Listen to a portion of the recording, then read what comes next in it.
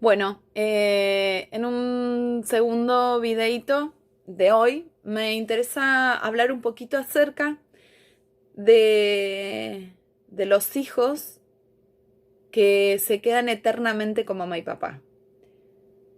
No necesariamente podemos quedarnos físicamente, ¿sí? Muchas veces no estamos con mamá y papá, pero estamos atados a ellos, ¿sí?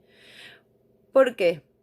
Porque los padres deben darle herramientas a sus hijos para que se puedan ir, ¿sí? Si estos hijos no se pueden ir de casa, tiene que ver con que no tuvieron las herramientas necesarias y tal vez, porque cada caso es particular, obtuvieron el reconocimiento de papá y mamá solo si se ocupaban de papá y mamá.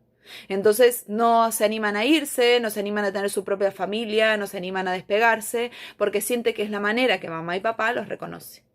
O sea, mamá no puede soltar a ese niño o niña que ya es adulto, o sea, que se queda atrapada en el tiempo, y papá tampoco puede empujar, ¿sí?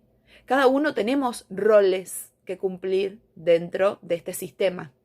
Cuando ese sistema es alterado, ¿qué quiero decir cuando es alterado? Hijos, mamá, papá, abuelos de ambos lados, bisabuelos, tatarabuelos, etcétera, ¿sí? Cuando esa copa del árbol comienza a alterarse, lo que sucede es que comienza a haber un desfasaje.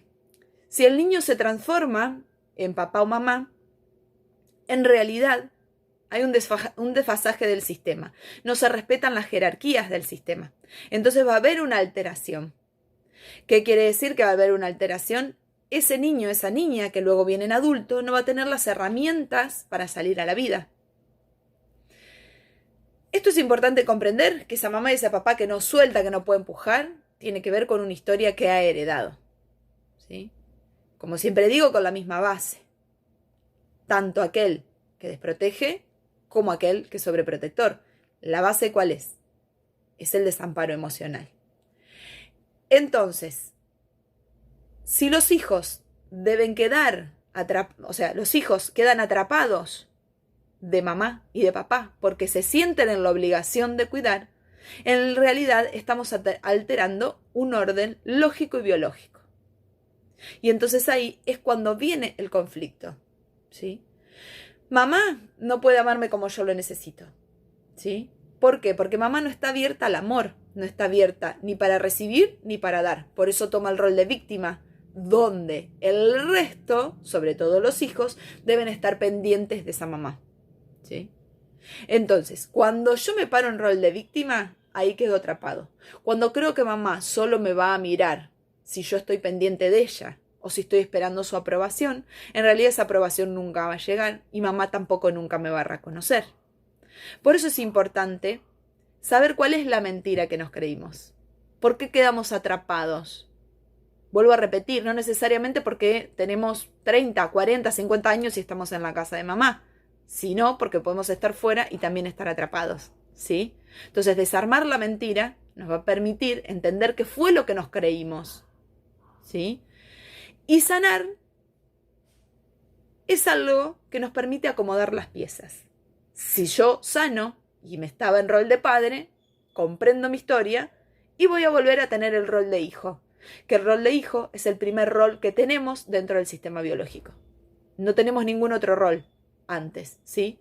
El ser hijo es el primero de todos. Si nosotros nos colocamos en lugar de hijos de nuestros padres, luego vamos a poder ser padres, ser abuelos, y que ese orden vuelva a establecerse.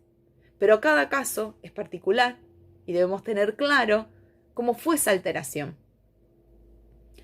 Doy un ejemplo de un consultante que llega con una dificultad, donde a pesar de ser adulto se sentía un niño, digamos, se daba cuenta que tenía actitudes de niños que no le gustaban, que no le dejaban cómodo, y entonces entendía que había algo que no funcionaba bien.